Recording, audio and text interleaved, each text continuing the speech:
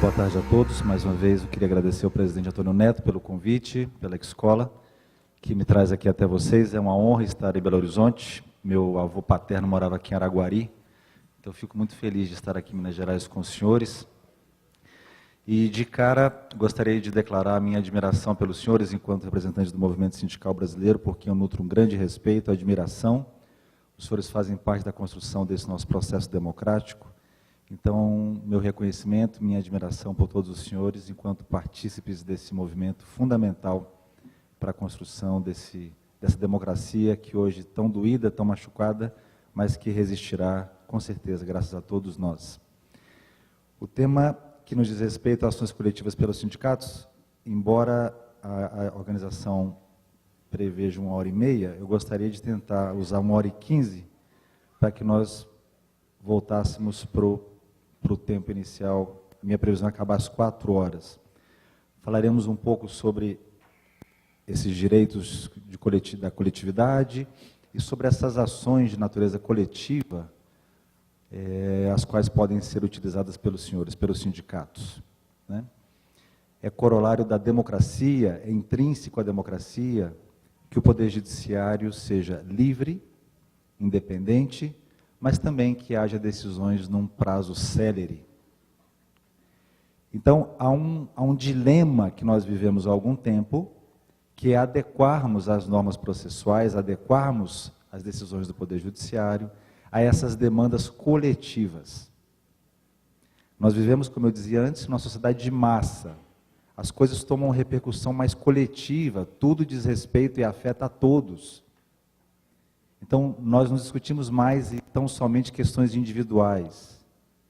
Num primeiro momento, e aí os estudiosos dos direitos fundamentais vão dizer, nós tínhamos aqui os direitos de primeira divisão, os direitos de primeira dimensão. Nessa gradação, na história da construção dos direitos, primeiro nós lutamos por direitos de liberdade. Nós que pedimos ao Estado, respeite os meus direitos políticos, respeite os meus direitos civis, eram direitos individuais. Eu exigia que o Estado estivesse de interferir nas minhas opções. Mas depois eu evoluí e chegamos a direitos mais coletivos, são direitos sociais. Eu passei a exigir que o Estado cuidasse da minha aposentadoria, cuidasse da minha educação, cuidasse da minha saúde, do transporte. Direitos econômicos, jornada de trabalho, salário. Foi um segundo momento dessa construção dos direitos. Até que nós chegamos a um terceiro momento, que é esse no qual nós vivemos hoje, que são esses direitos de natureza transindividual, meta-individual. Eles dizem respeito a todos e a cada um de nós. Já não são apenas individuais, já não são apenas coletivos de um grupo, mas eles dizem respeito a todos nós. Esse é o momento em que nós vivemos. E é um desafio nós propormos ao Judiciário a decisão dessas questões, e é um desafio nós todos, sindicalistas, movimento sindical, Ministério Público, advogados, enfim, é um desafio de todos nós levarmos essas questões ao Poder Judiciário. E onde é que o sindicato entra nisso? A Constituição Federal, no artigo 8º, 3º, diz, ao sindicato cabe a defesa dos direitos e interesses coletivos e individuais da categoria, inclusive em questões judiciais e administrativas. Então, o artigo 8º, 3º, garante aos sindicatos essa atuação. É claro que o sindicato atua em nome próprio. Os sindicatos têm registro no cartório, têm vida própria, então é claro que o sindicato, por exemplo, aluga uma sala, aluga um prédio, uma atuação em nome próprio. Mas não é disso que nós estamos falando. Nós estamos falando da atuação como representante processual, substituto processual e como representante legal. A CLT determina que cabe ao sindicato apresentar a categoria, por exemplo, perante o Ministério do Trabalho e Emprego. Ela representa a categoria. Mas no processo, judicialmente, como é que o sindicato pode atuar? Ele pode atuar como representante processual e como substituto processual. E qual é a diferença entre essas duas modalidades? Como representante processual, o sindicato vai até o Poder Judiciário defendendo o interesse de alguém, que não é dele próprio sindicato. Ele vai defendendo o interesse de alguém em nome dessa pessoa e não em nome próprio do sindicato. E para isso ele precisa de uma autorização. Então, veja, eu preciso autorizar o sindicato a que ele defenda o meu interesse. Na substituição processual, não. O sindicato vem em nome próprio, eu, sindicato, defendendo o interesse de outra pessoa, membro da categoria. E para isso o sindicato não precisa de autorização. Então guardem essas duas figuras, representação processual, substituição processual. Na representação, eu preciso de autorização. Dissídio coletivo, o sindicato atua como representante ou como substituto? Substituto, eu ouvi. Alguém disse representante? Vai acertar quem disser representante. O sindicato precisa de autorização para ajuizar dissídio? Da categoria da Assembleia? Se ele precisa de autorização, não é substituto, representante. Ok? Falaremos um pouquinho mais depois. Reclamatória plurima, todos já ouvimos falar disso. Vários trabalhadores têm a mesma demanda a apresentar contra a mesma empresa. Eu coloquei como exemplo adicional noturno. Nós trabalhamos à noite, todos nós, e não recebemos adicional noturno. Ao invés de todos nós irmos ao judiciário individualmente, nós optamos por irmos a juízo coletivamente. Há uma reclamatória plurima, nos unimos todos. A decisão em relação a cada um de nós pode ser, inclusive, diferente. Ok? Para isso, o sindicato pode ir a juízo em nome de todos nós. Nós autorizamos o sindicato e ele ajuiza a ação. A decisão pode ser diferente em relação a cada um de nós. Tá bem? Isso é uma modalidade de representação processual, porque nós temos que autorizar o sindicato. Agora, vejam a importância disso, especialmente nos dias de hoje, diante da reforma cuja vigência se aproxima. O Tribunal Superior do Trabalho, nessa decisão que eu coloquei para vocês, já disse... Alô? Ok, obrigado. O Tribunal Superior do Trabalho, agora eu me escuto pior, não sei se vocês me escutam. Ah, tá. Mas ele vai aumentar ali. Alô, alô? Bom, obrigado. O Tribunal Superior do Trabalho disse aqui, veja a importância da atuação sindical na reclamatória plurima. Mesmo que os trabalhadores não compareçam à audiência, se o sindicato comparecer, vale. Veja, o artigo 844, parágrafo 2º da CLT, na nova redação que entra em vigor em novembro, diz que a ausência dos trabalhadores implicará no pagamento de custas. Mas se o sindicato comparecer, não, continua sem haver esse pagamento, percebe? Então, a importância do sindicato é muito grande, seja como representante, seja como substituto, nas questões mais básicas do dia a dia da tramitação dos processos, tá? Veja o dissídio coletivo aqui, leiamos juntos esse comecinho aqui.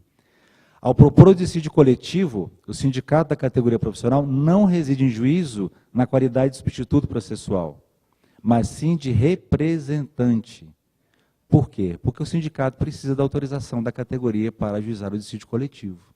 Sobre o dissídio não falaremos, mereceria um dia inteiro, se bem que, com essa questão da autorização, né, da anuência recíproca para o ajustamento do dissídio, o dissídio tem caído em desuso. Eu não sei aqui em Minas, mas em alguns estados, o judiciário também tem complicado muito uma greve de rodoviários, em que 80% dos rodoviários têm que ir trabalhar. Eu não sei onde está o direito de greve, né? Mas, enfim. Aqui, a título de memória histórica, muitos dos senhores vão se lembrar comigo que o TST tinha a súmula 310. Olha o inciso, o item 1º da súmula 310. O artigo 8º, 3º da Constituição não assegura a substituição processual ampla do sindicato. Isso foi revogado. Mas foi revogado porque foi preciso que o Supremo Tribunal Federal dissesse, não, a Constituição garante aos sindicatos a substituição processual plena e ampla. Não foi o TST quem disse isso primeiro, foi o Supremo Tribunal Federal que adotou uma posição de vanguarda. Então, veja, essa súmula foi revogada em 2003, mas até então, de 88 a 2003, a Justiça do Trabalho dizia, não, o sindicato não pode substituir de maneira ampla. Qual é a implicação disso? Prática. Por isso que eu volto lá. Na representação, é preciso que haja autorização, na substituição, não. Quando eu digo que o sindicato não pode substituir de maneira ampla, eu cessei um pouco da atuação do sindicato. Quando eu digo que essa atuação é mais abrangente, eu facilito. E isso repercute positivamente em quem? Nos trabalhadores nos membros da categoria profissional. O inciso 8º dessa súmula dizia: quando o sindicato for autor da ação como substituto, não serão devidos honorários advocatícios. Isso era a Justiça do Trabalho quem dizia. Isso também caiu e todos sabemos que hoje em dia, vejo a súmula 219, no item 5, os sindicatos atuando como substituto processual também têm direito à percepção dos honorários advocatícios, dependendo de cada caso concreto, evidentemente, como em qualquer outra demanda. Tá bem? Eu disse que a substituição processual é ampla. Isso quer dizer que o sindicato pode defender como substituto um único trabalhador? Pode. Porque o senhor leu ali, presidente. Depende. O Ministério Público do Trabalho pode defender um único trabalhador? O que vocês acham? Pode? A pergunta mais própria, a resposta mais correta é depende. O depende sempre cai bem nessas horas. O presidente acha que não pode. Eu posso, um procurador do... Não é difuso? Depende da resposta correta. Boa. Eu posso, um procurador poderia defender os interesses de uma empregada doméstica? A empregada doméstica, peguemos aqui, em Minas não deve acontecer isso, mas peguemos um estado de condição social um pouco mais simples, onde a demanda a uma procuradoria é muito grande, a procura de, porque não há defensoria, talvez porque o sindicato ela desconheça, ela baixa as postas da Procuradoria do Trabalho, dizendo que o empregador doméstico não paga salário. O procurador do trabalho pode defender em juízo os interesses dela? Agora peguemos um outro caso, a empregada doméstica se disse escravizada pelo empregador, ela veio da Venezuela, ela cruzou a fronteira ilegalmente porque veio sem documentos. E ela se declara escrava. O empregador doméstico reteve o passaporte, ela não recebe salário, mal come. Percebem que muda um pouco o enfoque?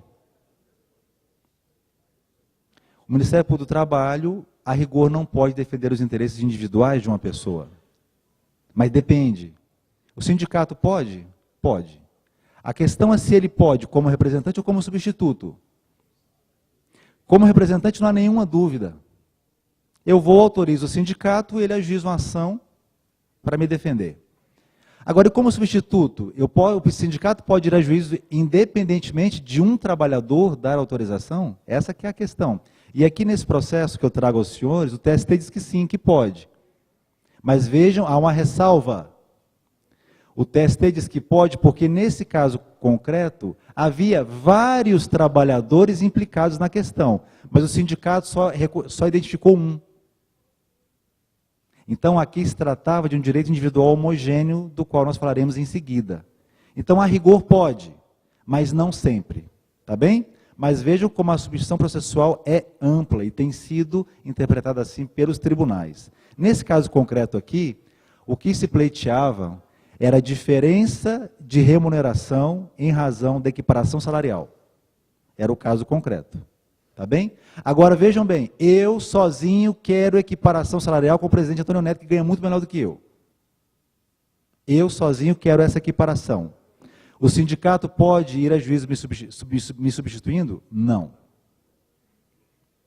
Mas ele pode me representando. Perfeito. Tá bem? Eu queria que vocês entendessem isso, tá? Quando o sindicato atua como substituto processual, ele interrompe a prescrição. Isso é em favor de quem? Dos trabalhadores. O que é prescrição, vocês sabem? Qual a diferença de prescrição e decadência? São termos jurídicos chatos, mas é importante às vezes a gente saber. Na minha prova oral eu me lembro que o examinador perguntou, o que é, não para mim, para um colega que me antecedeu, mas eu assisti. O que é prescrição? Ele perguntou para o colega. Uma pergunta para quem está fazendo um concurso deveria ser simples. E o colega respondeu o que era prescrição e em seguida ele disse, e decadência também é o seguinte, o examinador de saída, eu não perguntei o que é decadência, eu perguntei o que é prescrição.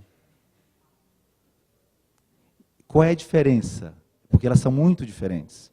A prescrição, nós continuamos titulares do nosso direito, mas nós não fomos ao judiciário no tempo certo. A lei prevê, você tem um tempo para ir ao judiciário pedir que seu direito seja reconhecido. Passado esse período, Você continua detentor do seu direito, mas o judiciário não pode mais reconhecê-lo. Na decadência, eu simplesmente deixo de ter aquele direito. Quando o sindicato vai ao judiciário como substituto, ele impede que o trabalhador perca o direito de ir ao judiciário. Ele interrompe a contagem do prazo prescricional para o trabalhador.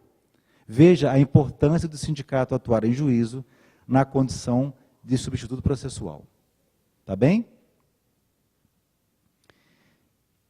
Agora, é claro que para que os senhores atuem em juízo, qual é o que define a capacidade de um sindicato ir ao judiciário até hoje? É o registro no Ministério do Trabalho e Emprego. Né? Todos sabemos disso. Tá bem? O sindicato pode ajuizar a ação coletiva e eu, trabalhador, também ajuizar a minha ação individualmente? Pode. Ninguém vai me tirar o direito que tenho eu, previsto na Constituição, de ir ao judiciário. Eu posso. Mas e aí? O sindicato ajuizou uma ação, eu ajuizo a minha, com o mesmo objeto. Será que é interessante para mim, trabalhador, deixar que aquela ação coletiva siga e eu pare com a minha? Ou será que eu, porque discordo da diretoria, porque discordo do advogado, porque discordo sei lá do quê, porque não sou filiado, ou eu sigo com a minha e deixo o sindicato seguir com a dele? Eu posso seguir com a minha e deixar o sindicato seguir com a dele. Eu posso suspender a minha e deixar o sindicato seguir com a dele. Eu posso tudo. Agora, o que eu quero ressaltar nesse momento aqui é, quando eu ajuizo a minha ação individual e o sindicato já tem a ação dele também ajuizada, nenhum juiz vai me dizer, olha, você não pode ajuizar a sua porque o sindicato já ajuizou a dele. Não. Aí isso se chama litispendência. Não há litispendência. Eu posso ajuizar a minha e o sindicato pode ajuizar a ação em nome de todos nós. Não há litispendência. Tá bem? A ação de cumprimento, muitas vezes os sindicatos levavam ao Ministério Público, por exemplo, a denúncia de que acordo coletivo havia sido descumprido, convenção coletiva. A CLT prevê a ação de cumprimento. Um dia desses eu recebi uma denúncia muito interessante. Um trabalhador denuncia uma ilegalidade numa norma coletiva. É porque aqui havia um misto de ilegalidade com descumprimento da norma. Mas a questão era a seguinte, havia uma previsão de que apenas as mulheres teriam direito a um auxílio creche maior do que os homens. E aí houve uma empresa que descumpriu isso e pagou o mesmo valor a mães e pais. Então, veja, havia uma denúncia de descumprimento da norma coletiva e, por outro lado, ele alegava ilegalidade, dizendo que os homens haviam sido discriminados em relação às mulheres mães. Para o descumprimento da norma coletiva, que previa um valor maior de auxílio creche para as mães, para as mulheres, cabe a ação de cumprimento. E quem ajuiza a ação de cumprimento? É o próprio sindicato, não o Ministério Público do Trabalho, por força de lei.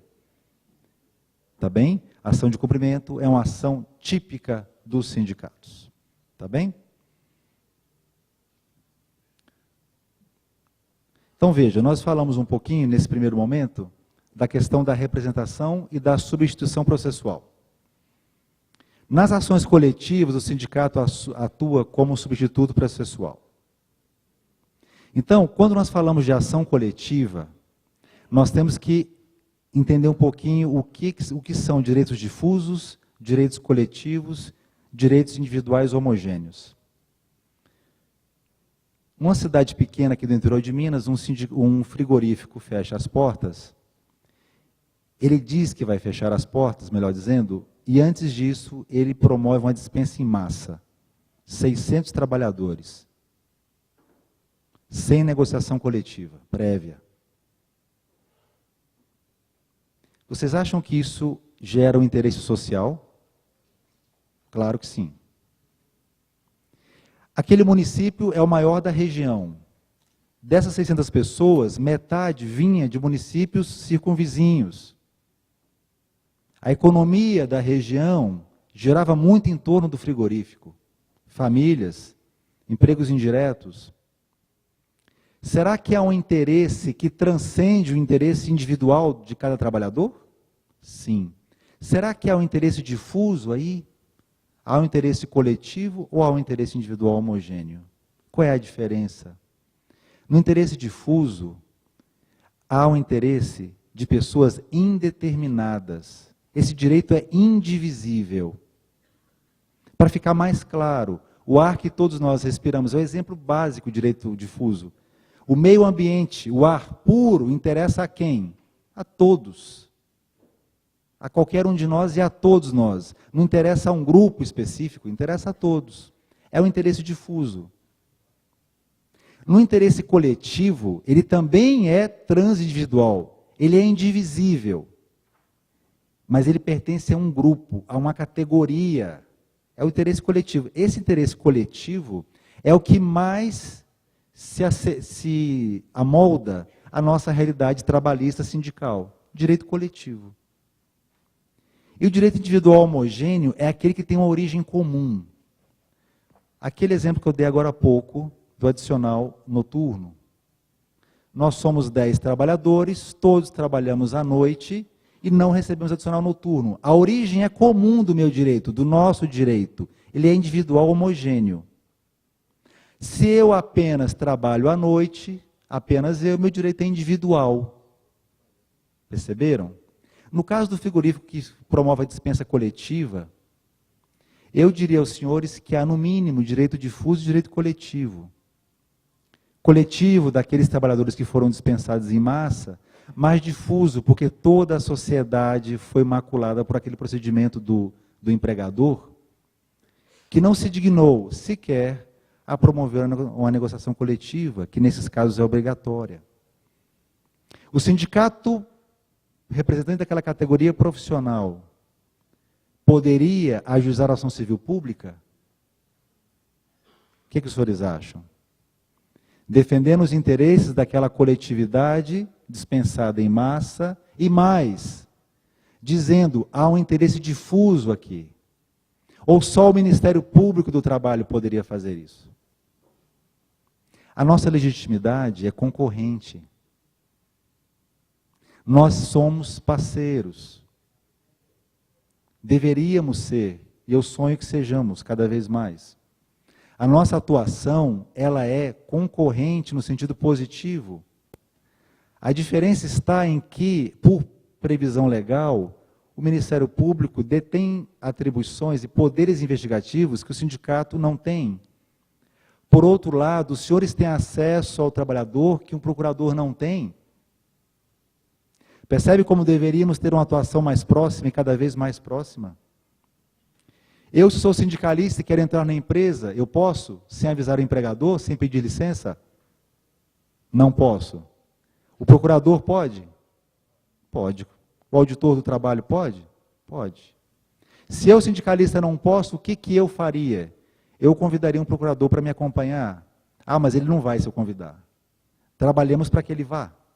E esse trabalho é político, é de aproximação pessoal, é de conhecimento. A ignorância que eu tenho em relação à atuação dos sindicatos me impede de investir nessa amizade. E a ignorância que os senhores eventualmente têm em relação ao procurador, também. Na medida em que nós nos aproximamos, nos conhecemos mais, quem vai ganhar com isso? Os trabalhadores. Especialmente num momento tão preocupante como esse que se aproxima da nova legislação trabalhista.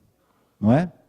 Então, veja, nesse exemplo que eu dei do frigorífico, tanto o sindicato quanto o Ministério Público poderiam ajuizar a ação civil pública. Tá bem? Vamos supor que numa indústria aqui de Belo Horizonte haja um vazamento de gás tóxico. No processo produtivo, um gás tóxico é liberado. Há direito difuso, coletivo ou individual homogêneo? 50 trabalhadores, 10 ficaram doentes em razão daquele gás tóxico.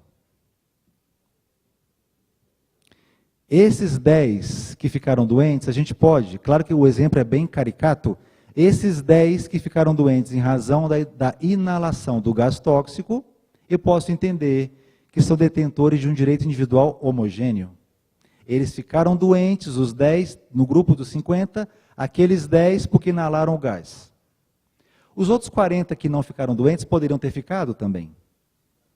Aqui eu consigo levar a questão para o direito coletivo, porque todos os trabalhadores, não durmam pelo amor de Deus, eu posso cantar, rezar, tocar violão, a gente pode, presidente Neto, fazer alguma coisa.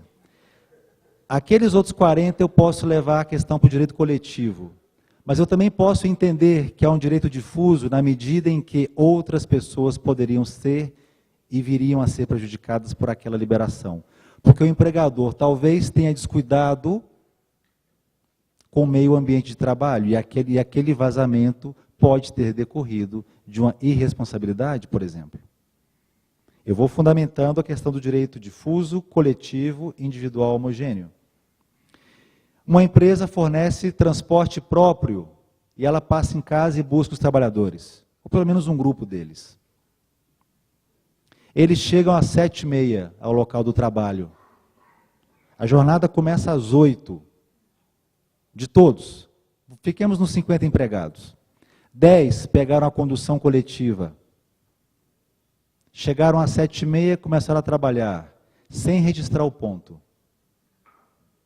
Já tem meia hora de hora extra, não tem aí? Mas ele não paga, claro que ele não paga. Os outros 40 chegam às 8h. Todo mundo começa a trabalhar às 8h. Esses 10 que chegaram às 7h30 no transporte oferecido pelo sindicato, trabalharam sem registro de ponto. Eu consigo fundamentar aqui um direito individual homogêneo dos 10. A origem é comum. Eu cheguei na mesma hora, comecei a trabalhar, etc.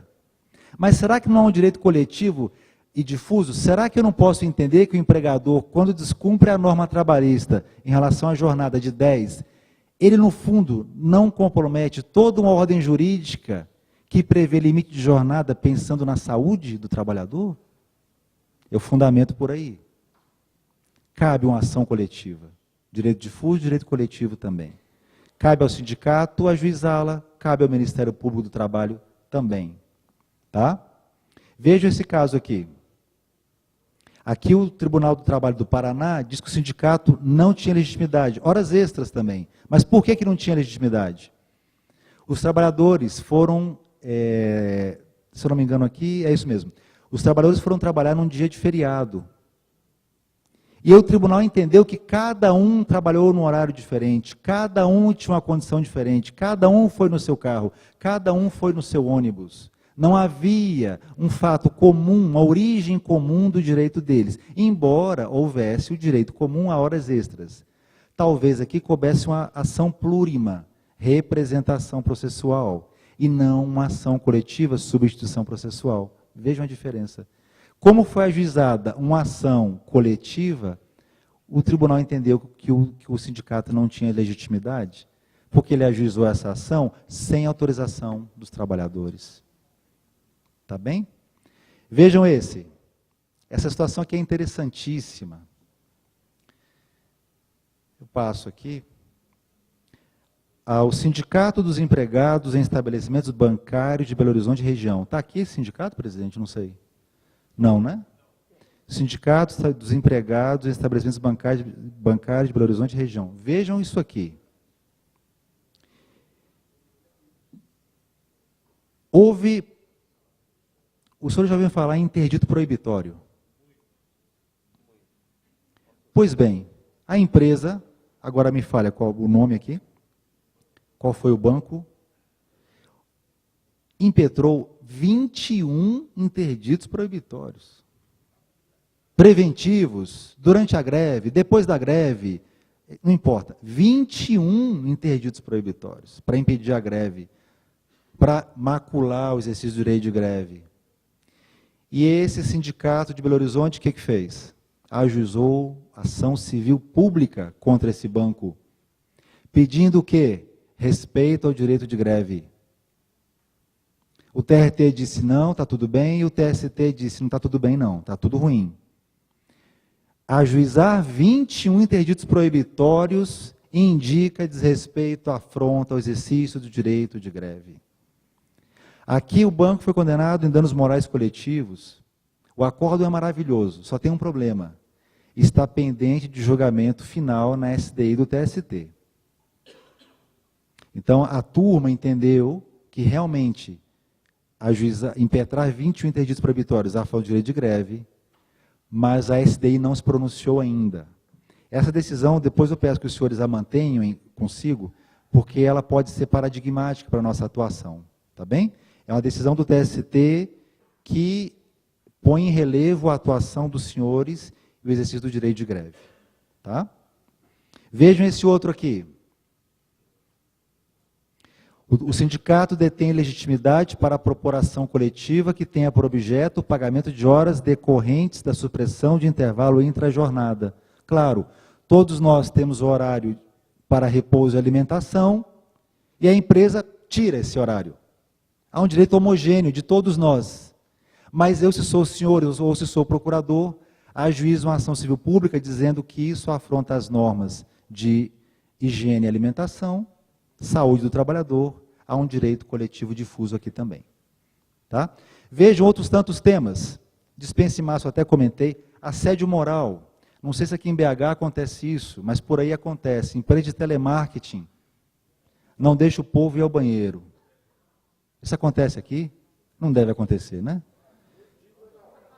Eu não queria ter ouvido isso. Isso é um assédio moral gritante, concordam comigo? Temos que nos rebelar contra isso. Infelizmente, geralmente via judicial. O sindicato pode atuar? Pode. Ministério Público também? Também deve. Assédio moral típico. Discriminação de dirigente sindical. Aqui também não deve existir, mas por aí existe muito. Entendam o seguinte: Ministério Público defende sindicalista? O que o Ministério Público tem o dever de defender? O cidadão, o direito, o que o senhor falou? Direito líquido certo de exercer, direito líquido certo de exercer atividade sindical. O Ministério Público tem que defender a ordem jurídica, a liberdade sindical, de todos nós, do sindicato, do sindicalista e do trabalhador, de todos. Mas não cabe ao Ministério Público defender o sindicalista por si só. Quando chega uma denúncia ao Ministério Público, por exemplo, o sindicato segue a sua atuação independente, em juízo administrativa, mas ele denuncia ao Ministério Público. Nós temos diretores sindicais discriminados na empresa. O Ministério Público do Trabalho vai atuar sob a perspectiva difusa, diz respeito à afronta à liberdade sindical, prevista na Constituição Federal. Enquanto os senhores podem muito bem defender os interesses daquele sindicalista específico, a nossa atuação é conjunta, percebem? Os senhores nos trazem a prova e nós podemos ir a juízo defendendo o sistema jurídico como um todo. Tá? Desfiliação sindical também, não sei se isso continua acontecendo, mas enfim, são apenas alguns temas. Lá em Brasília, um dia desses, veio uma denúncia de que um supermercado não contratava uma caixa, não contratou uma menina para a caixa, porque ela era gorda. Discriminação típica. O sindicato dos empregados, acho que seria um dos comerciários, poderia ajuizar a ação? Poderia. Discriminação. Ministério Público do Trabalho também? Óbvio, também.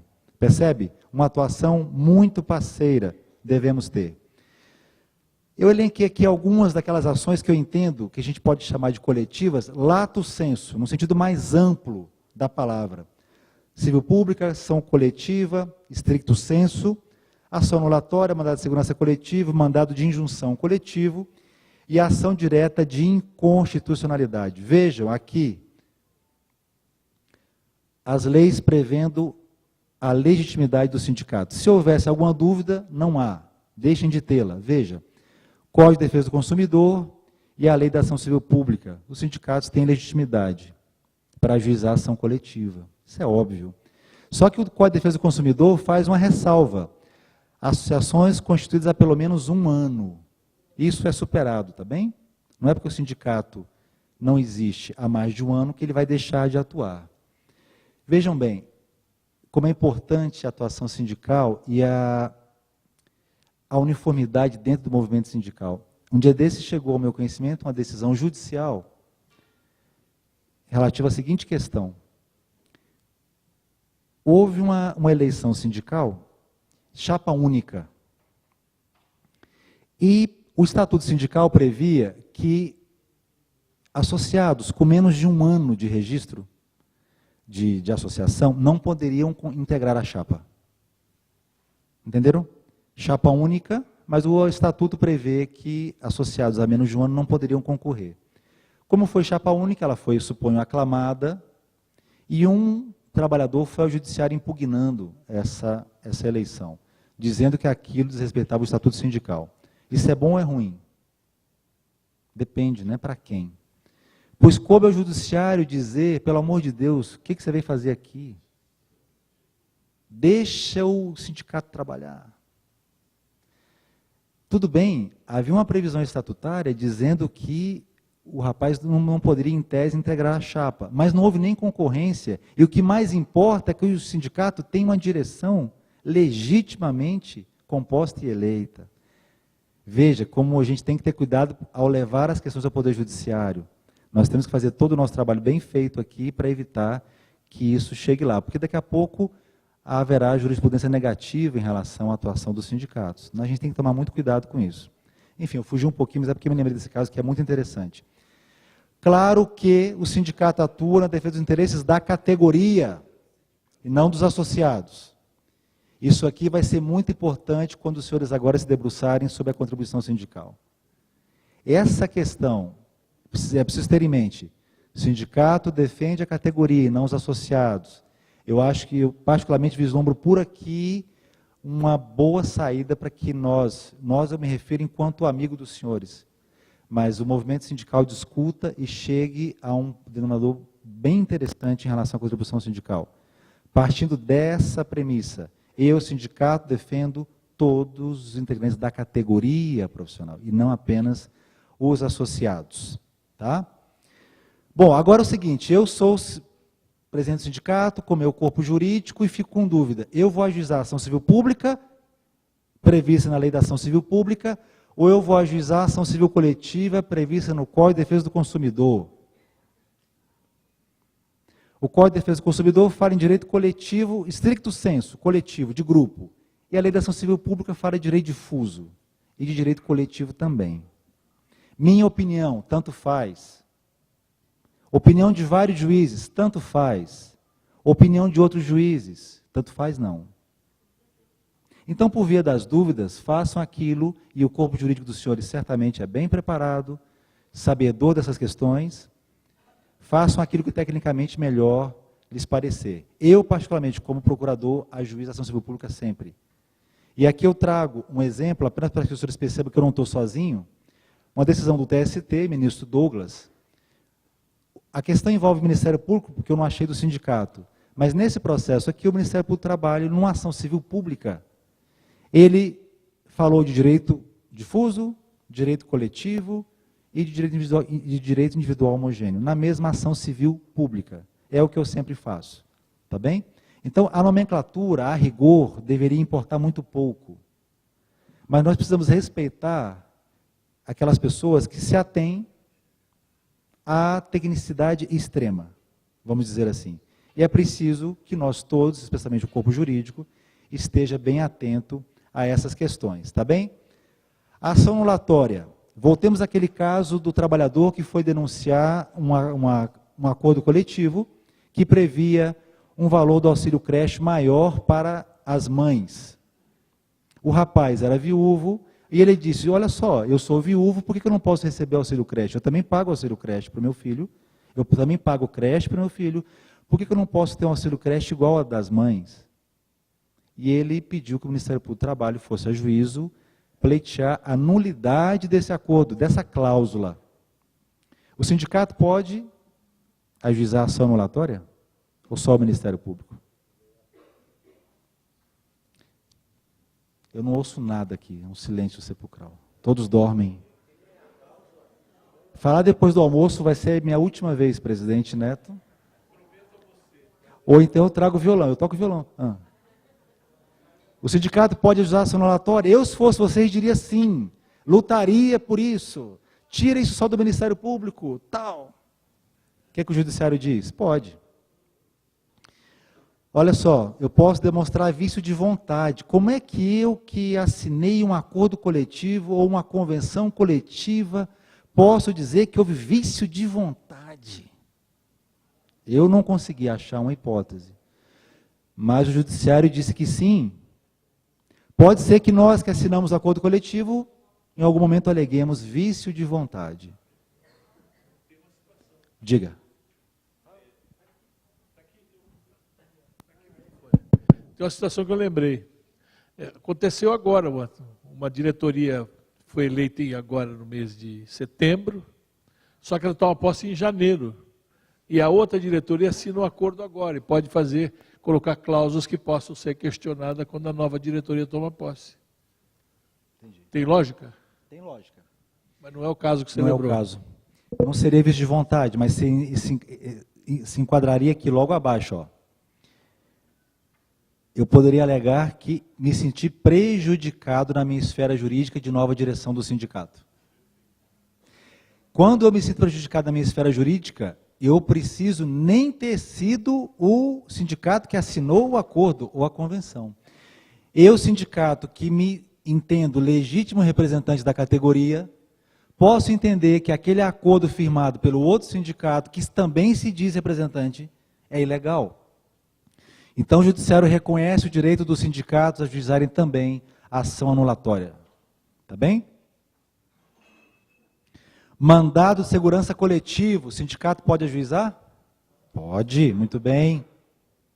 Olha só, independe da autorização dos trabalhadores, representação ou substituição? Substituição processual, muito bem. Tá? Para que os senhores ajuizem, impetrem mandado de segurança coletivo, é preciso que haja registro no Ministério do Trabalho e Emprego. Pois não, o senhor quer perguntar? Não? Tá bem. É preciso que haja registro no Ministério do Trabalho e Emprego. Tá? Mandado de segurança coletivo. Pois não.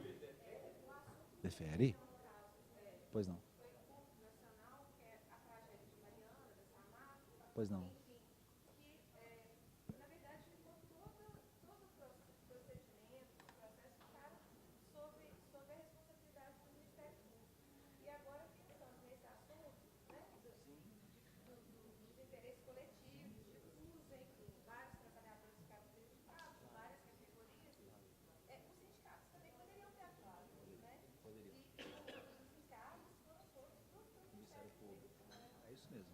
A senhora trabalha em qual sindicato, desculpa? Para qual sindicato? Servidores. O que é IPSEM? Instituto de Previdência. A colega comenta que os sindicatos talvez pudessem ter contribuído um pouquinho mais naquela questão de Mariana. Aliás, certa vez, deixa eu contar para vocês um caso aqui. Eu estava na Procuradoria e eu tinha voltado, eu passei 10 anos viajando para o sul do Pará combatendo trabalho escravo. Entrava nas fazendas, retirava os trabalhadores com a Polícia Federal, Ministério do Trabalho e Emprego. E eu voltando de uma operação dessa de trabalho escravo, combate ao trabalho escravo, estou no meu gabinete redigindo uma minuta de ação civil pública. Não deu tempo de fazer isso lá no Pará, eu volto na Procuradoria e estou redigindo uma ação civil pública. Em prol de quem? Daqueles trabalhadores resgatados. Sobe até a minha sala um advogado com o presidente do sindicato. Eles protocolaram uma denúncia, naquele momento, era início do recesso forense, 19 e 20 de dezembro. Os dois vêm à minha sala para falar comigo, claro, pois não. A situação era a seguinte, nós não temos nenhum bancário aqui? Não há bancários aqui. A situação é a seguinte, houve uma greve nacional dos bancários, e um banco específico distribuiu aos comissionados um CD-ROM, a partir do qual eles deveriam trabalhar em casa. Entenderam a situação? Eu não posso entrar no banco, até porque provavelmente havia uma dificuldade de entrar. Mas eu tenho que trabalhar em casa, porque eu tenho acesso remoto. Isso hoje deve ser normal, mas há 10 anos talvez não fosse tão normal assim. E o sindicato alegava que isso era afronta à liberdade sindical, ao direito de greve, etc, etc, etc. Acho até que ele tinha razão. Porque o banco estava com isso violando o direito de greve. E o advogado, depois que me explicou isso, fez a seguinte pergunta: quando é que o senhor, enquanto procurador, vai ajuizar a ação civil pública? E eu disse a ele: quando é que o senhor, enquanto advogado do sindicato, vai ajuizar a ação civil pública? Porque a nossa legitimidade é a mesma para esse caso, só que tem um porém aqui. Eu sou sozinho, eu não tenho nenhum servidor que trabalhe comigo, e eu estou ajuizando a ação em prol de pessoas que não têm quem as defenda. Agora, eu tenho diante de mim um sindicato nacional muito bem representado, um advogado muito capacitado que me procurou. Eu não posso, eu tenho que aqui optar. Se o direito do senhor é urgente, eu sugiro que o senhor vá a juízo. E ele pega e fala assim para mim: mas ano passado houve a mesma situação e o seu colega ajuizou a ação civil pública? Eu falei: e ele fez muito bem? É nossa atribuição fazer isso. Só que eu vou sugerir ao senhor que pegue aquela minuta de ação civil pública, copie e ajuize. Porque eu não posso fazer isso. E ele fez, no dia seguinte, e obteve êxito.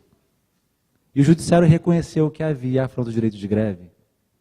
Percebe? Então, a nossa legitimação é concorrente.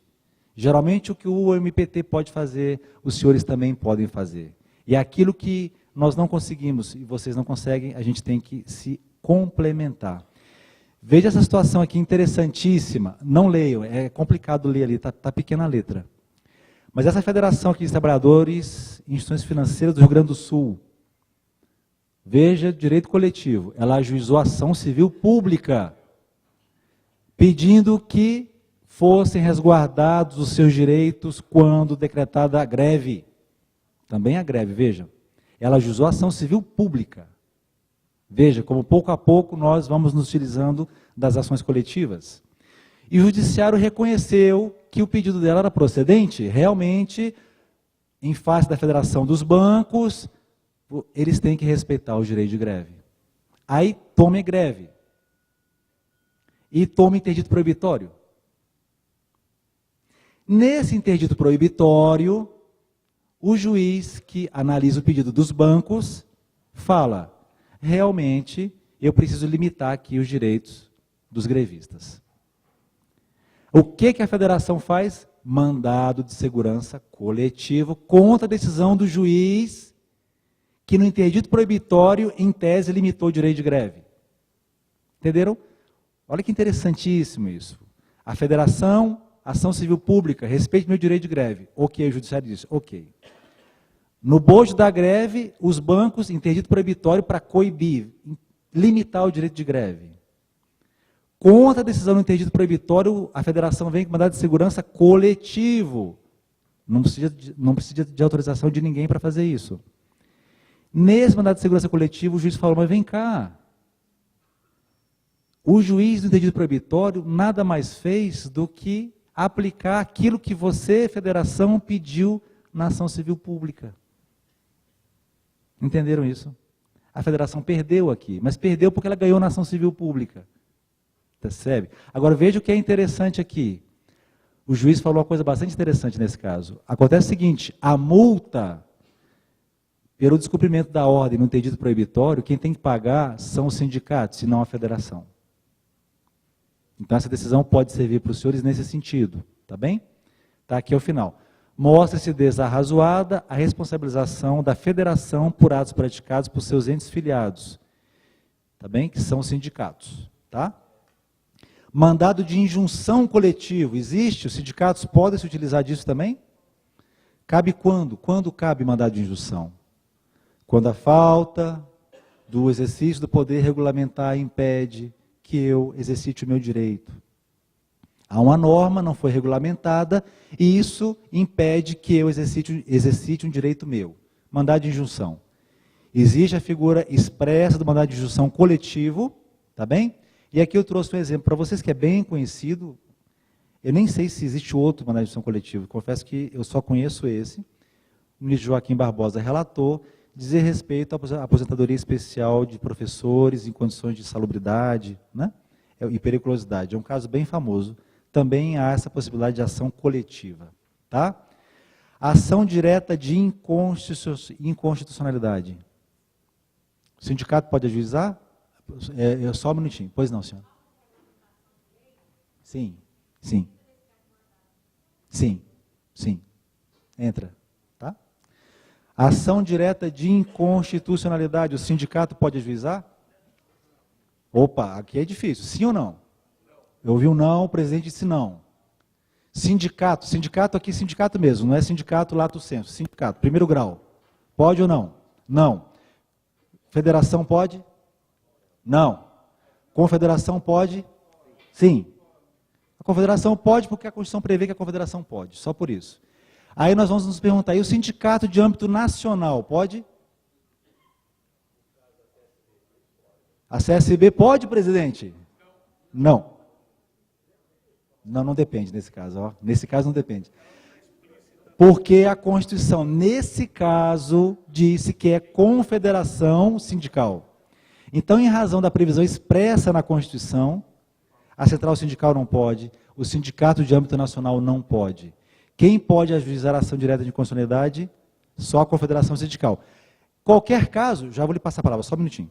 Em qualquer caso, a confederação sindical pode ajuizar. Então, por exemplo, eu entendo que uma lei, vamos pegar aqui, a lei complementar do Ministério Público prevê 2 meses de férias para o procurador, e aí eu, Confederação dos Metalúrgicos de Belo Horizonte, do Estado de Minas,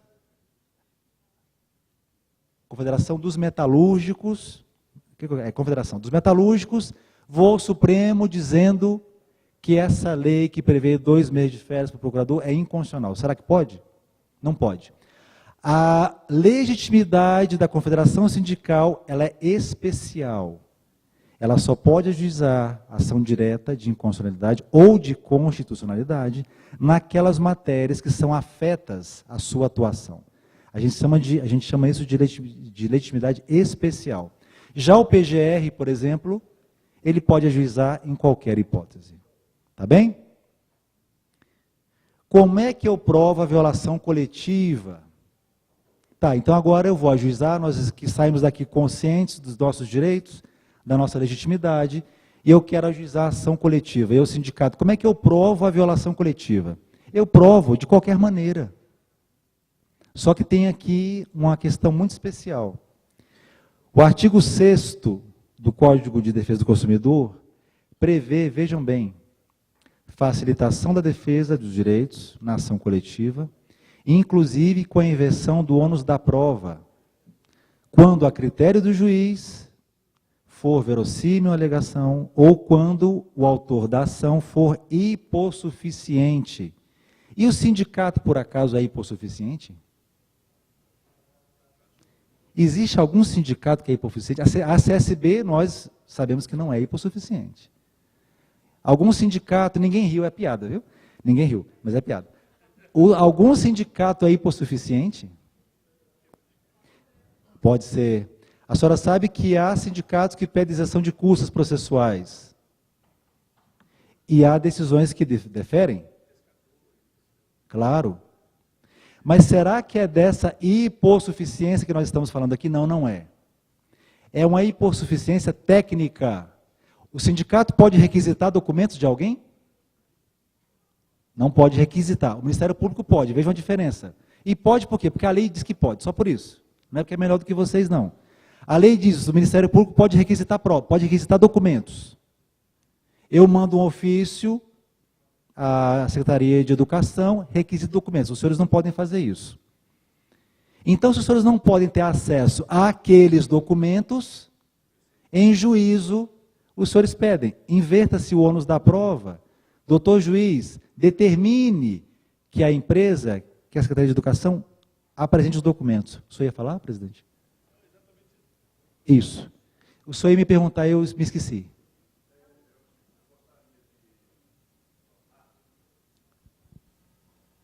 Gostaria de retornar à questão do mandado de injunção, né? Ele é cabível, eu sou representante do Sindicato dos Servidores Públicos Municipais de Capelinha. Meu nome é Vicente, né? Esse mandado de injunção ele é cabível quando o prefeito deixa de descumprir a revisão geral dos servidores prevista na Constituição Federal? Não, não é o caso. Não é o caso. Aí é um descumprimento de norma, simplesmente. Mandado de injunção a lei prevê, eu tenho direito de me aposentar, não, vamos pegar um exemplo bem tranquilo aqui. Nesse caso concreto, o que era? A Constituição prevê que a lei regulamentará o direito de se aposentar em condições especiais. A Constituição só prevê isso, é muito genérico. É preciso que venha uma lei e diga exatamente o que são condições especiais. Nesse caso que o senhor comenta, o prefeito deixou de cumprir a norma que estabelece a revisão anual de vencimentos. É descumprimento de norma. Tá bem? Pois não.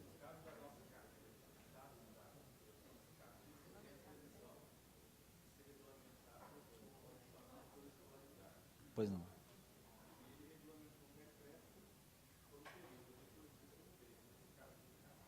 É bem possível que sim. Eu defenderia essa ideia também. Tá? Pois não? O senhor disse que não é obrigatório, nós que somos dirigentes, o sindicato de qualquer órgão do executivo, administrativo, da prefeitura, de liberação de documentos, né? E é só através do poder judiciário, não é isso? Não, não foi isso que eu quis dizer, desculpa, só para deixar claro. O que eu disse é que os senhores não podem requisitar. Existe lei de acesso à informação, etc. Os senhores podem solicitar com base na lei.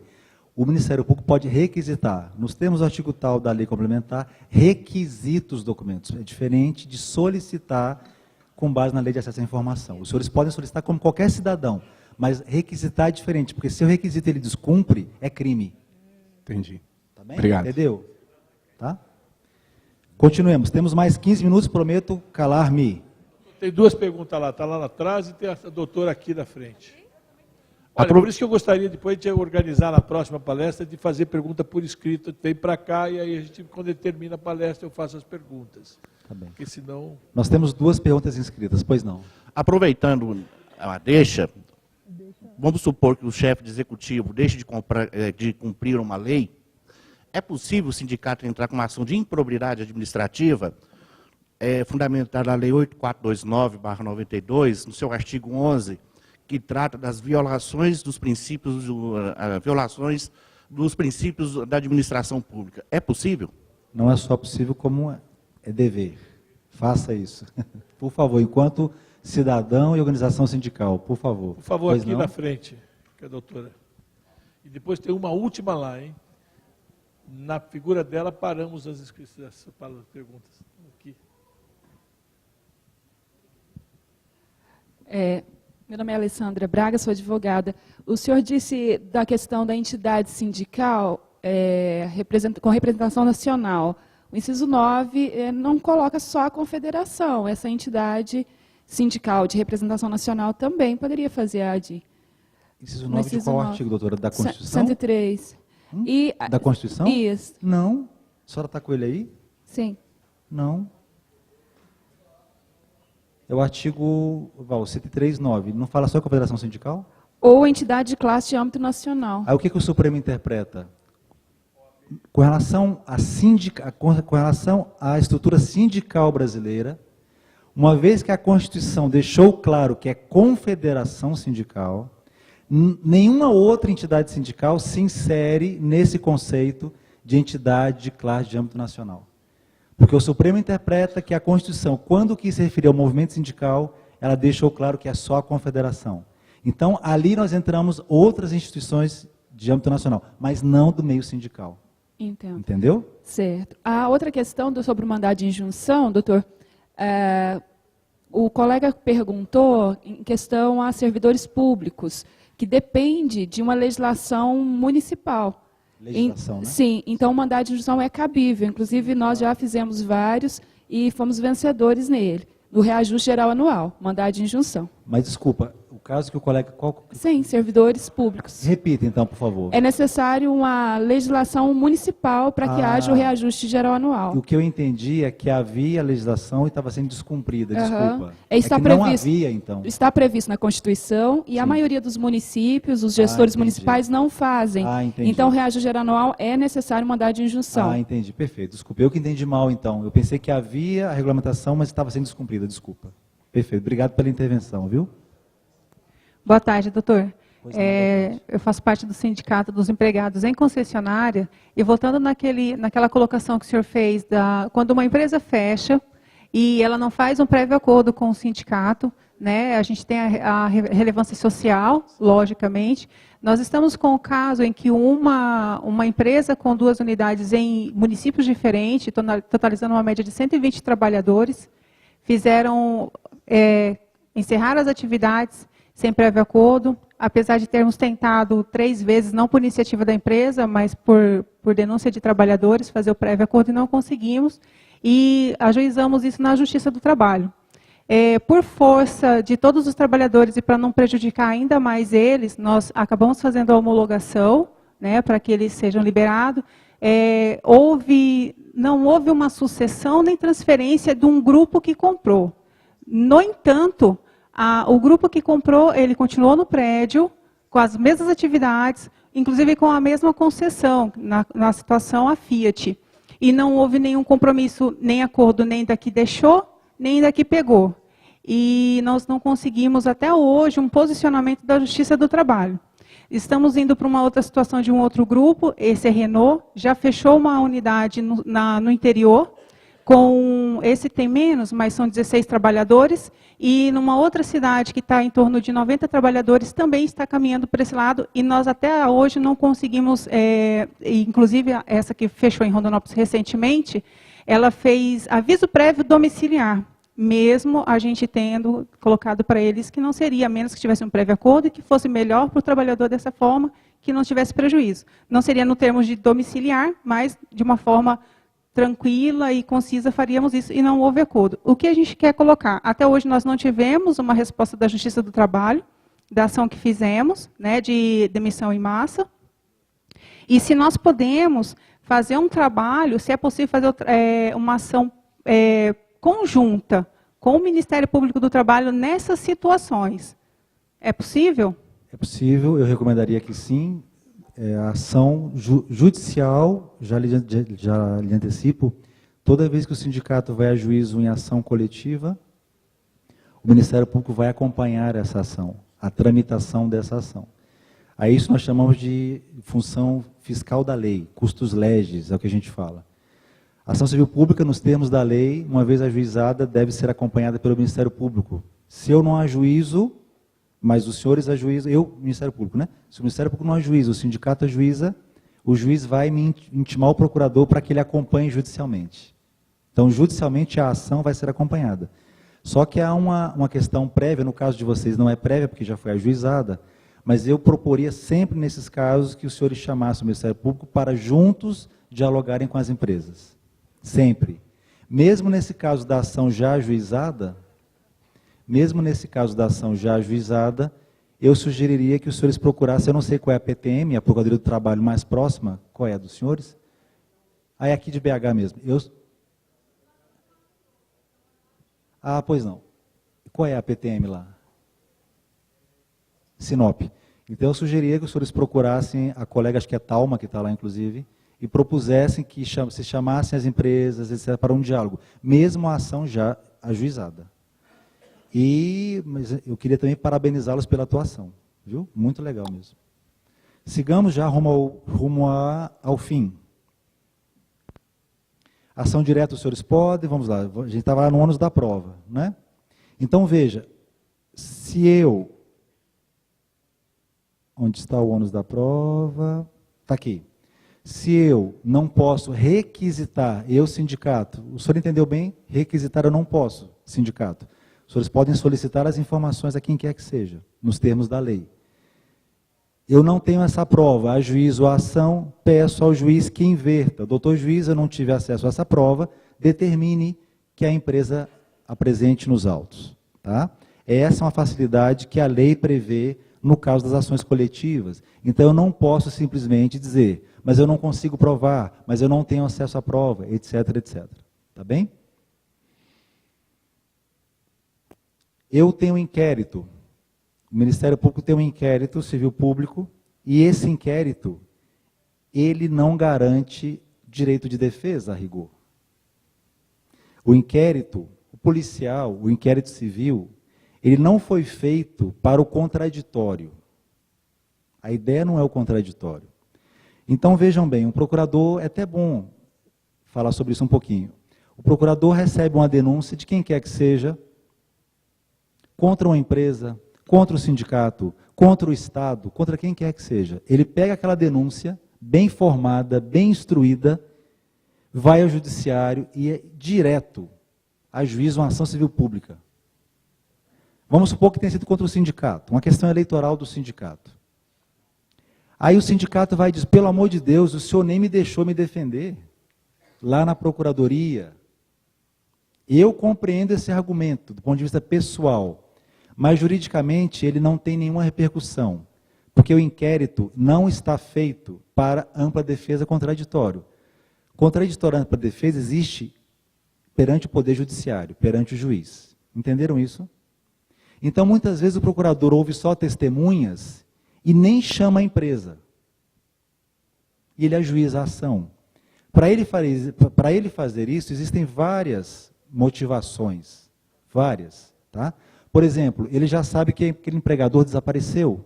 É algo bem simples, né, de entender. Mas ele pode achar também que, administrativamente, não há possibilidade de aquele caso ser solucionado. Eu já passei por isso. Você chama uma vez, chama duas, a empresa não vem, ela é localizada, recebe a notificação, não vem, você ajuiza a ação. Só que é o seguinte, como é que eu faço em juízo? Aquilo que o procurador provou, aquilo que ele entende, comprovado, lá no inquérito, lá na procuradoria, quando ele leva isso para o judiciário, isso tem valor absoluto?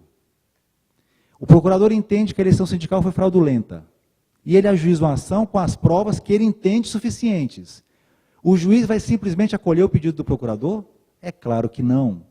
Porque lá em juízo haverá contraditório e ampla defesa. Perceberam isso? O procurador recebeu a denúncia, instruiu o inquérito e entende que não há ilegalidade contra uma empresa X, denúncia do sindicato. Aí o procurador arquiva o inquérito. O que o sindicato pode fazer? O que eu sugiro? Peçam cópias das peças do inquérito, com base na lei de acesso à informação. Instruam a ação coletiva, porque os senhores têm o direito de discordar do membro do Ministério Público. Os senhores podem entender, vejam bem, o procurador pode entender que aquele caso era individual. E os senhores sindicatos podem entender que o caso era coletivo. Não tem nenhum problema, dificuldade nisso. Peçam acesso aos documentos do processo do inquérito ao procurador. Hoje em dia, o procurador está obrigado a dar amplo acesso aos advogados. Isso complicou muito a investigação. Como é que eu investigo assédio moral se eu não concedo à vítima o sigilo? Hoje em dia, o que impera? Por força do Conselho Nacional do Ministério Público, é uma ordem do Conselho Nacional. Se eu estou ouvindo a vítima do assédio moral, enquanto eu a ouço, o advogado da empresa, eu não tenho o dever de deixá-lo participar da oitiva. Uma vez que eu colhi o depoimento e juntei aos autos do inquérito, o advogado pode ler o depoimento daquela vítima. Eu tenho que cumprir essa ordem do Conselho Nacional. Então, os advogados têm acesso amplo e restrito às investigações. Tá bem? Então, se por acaso os senhores fizeram uma denúncia e o membro do Ministério Público arquivá-lo, e os senhores entendem que era caso de atuação judicial, e os senhores sabem cada vez mais que tem legitimidade para essa atuação coletiva, peçam cópias das peças do processo do inquérito. Tá bem?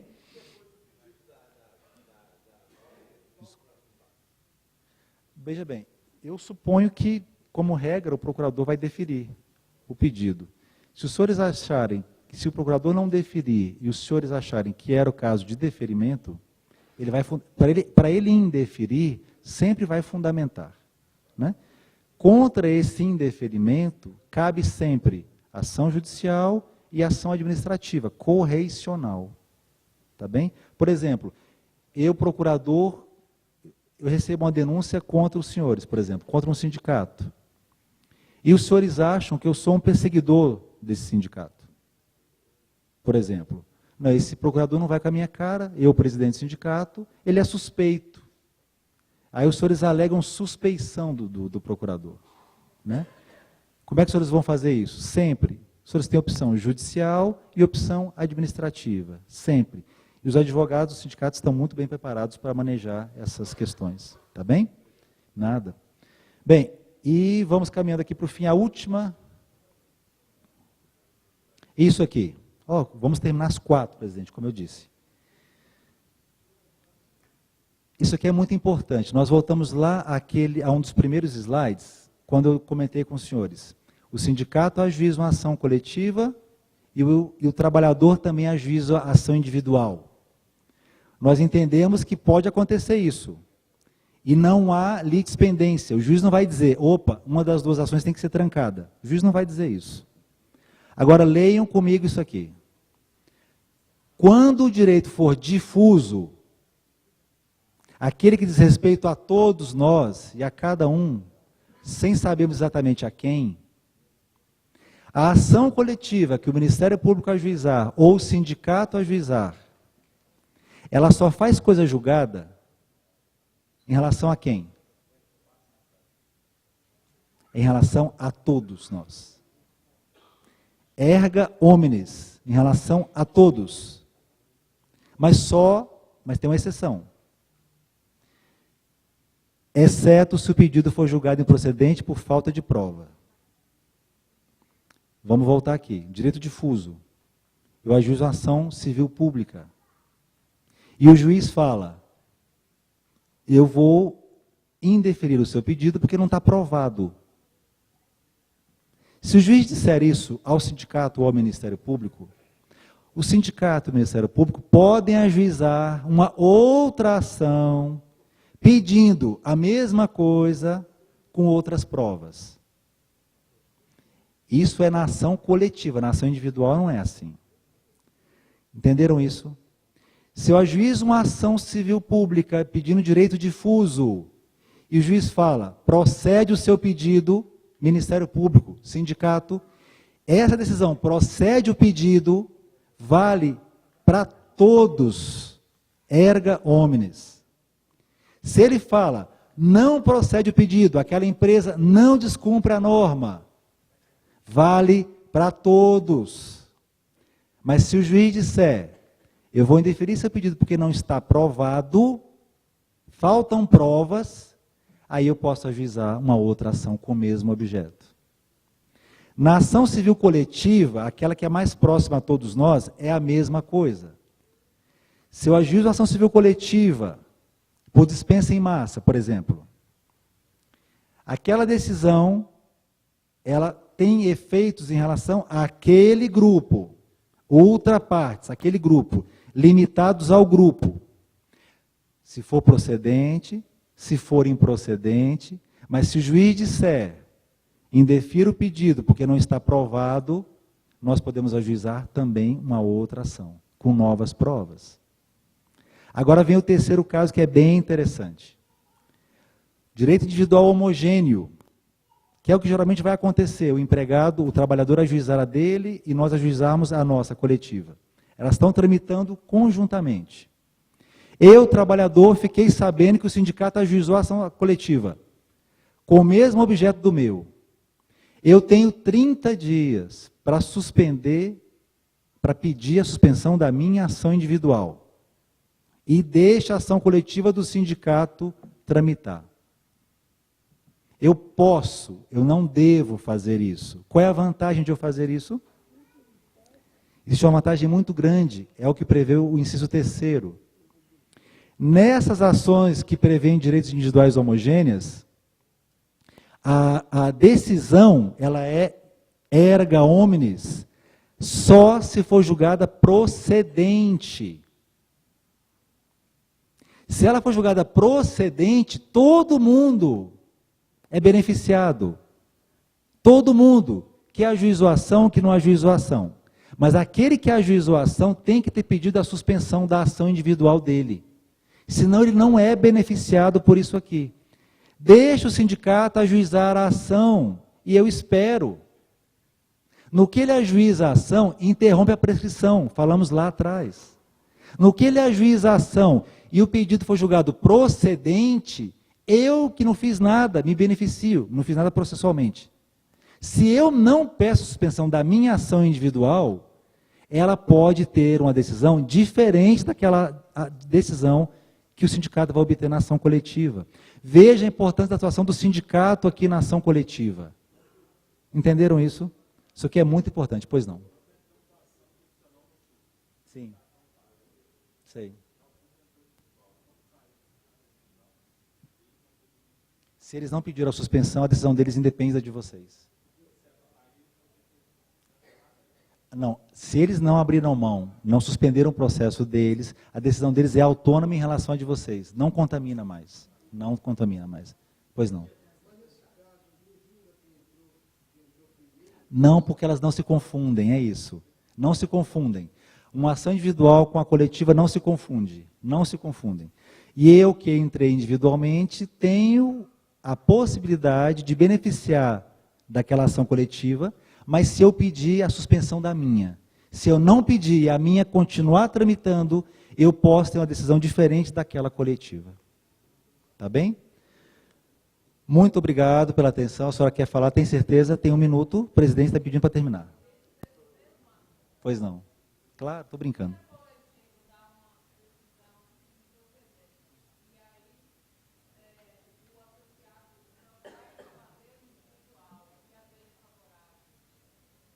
Desculpa, a coletiva é improcedente?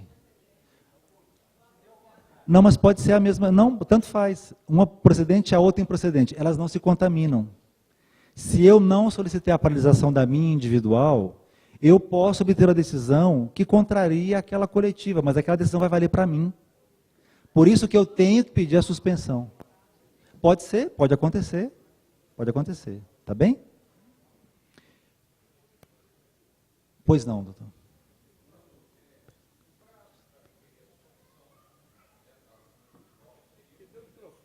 Após o conhecimento, a ciência da tramitação da coletiva.